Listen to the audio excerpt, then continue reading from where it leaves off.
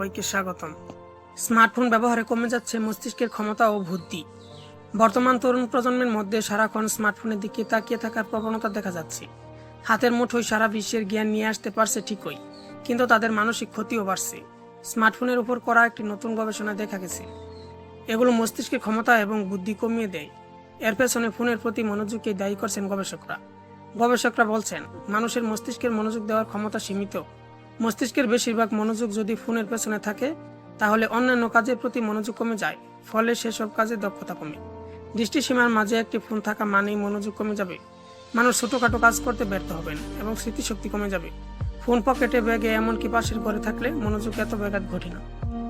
Smartphone ব্যবহার যেমন প্রয়োজন, তেমনি এর অতিরিক্ত ব্যবহার শরীরের জন্য ভয়াবহ ক্ষতি। আমরা অনেকেই ঘুমানোর আগে রাত জেগে স্মার্টফোনে ইন্টারনেট ব্যবহার করে সময় কাটাই। এতে রয়েছে ভয়াবহ শারীরিক ক্ষতি।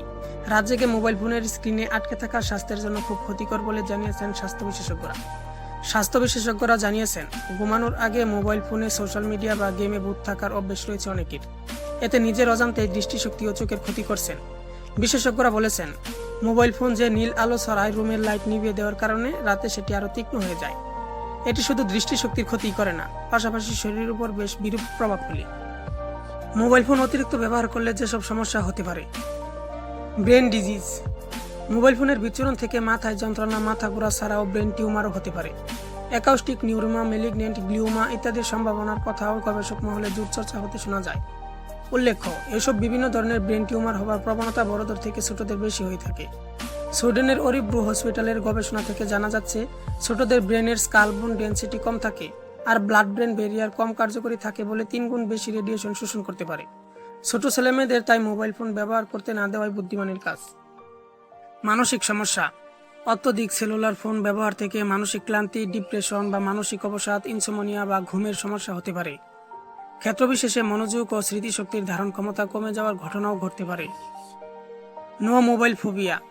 ব্যক্তিগত জীবনের যাবতীয় তথ্য, দরকারি কন্ট্যাক্ট নাম্বার ইত্যাদি সবই এখন মোবাইলে রাখা থাকে। এই আতঙ্কে আক্রান্ত ব্যক্তি সর্বদা ভয়বিহ্বল হয়ে থাকে, এই বুঝি তার সেলফোনটা হারিয়ে গেল। Social site addiction. জনপ্রিয় স্মার্টফোনের কল্যাণে আমরা Facebook, Twitter, LinkedIn, Instagram, WhatsApp ইত্যাদি সোশ্যাল সাইটের মাত্রা ছাড়া আসক্ত হয়ে পড়ছি। এই এডিকশন থেকে ছাত্রছাত্রীদের পড়াশোনার মারাত্মক ক্ষতি হয়, বড়দের ঘুমের সমস্যা দেখা দেয়, মেজাজ খিটখিটে হয়ে পড়ে, খিদে নষ্ট হয়, মানসিক ভারসাম্য নষ্ট হতে পারে।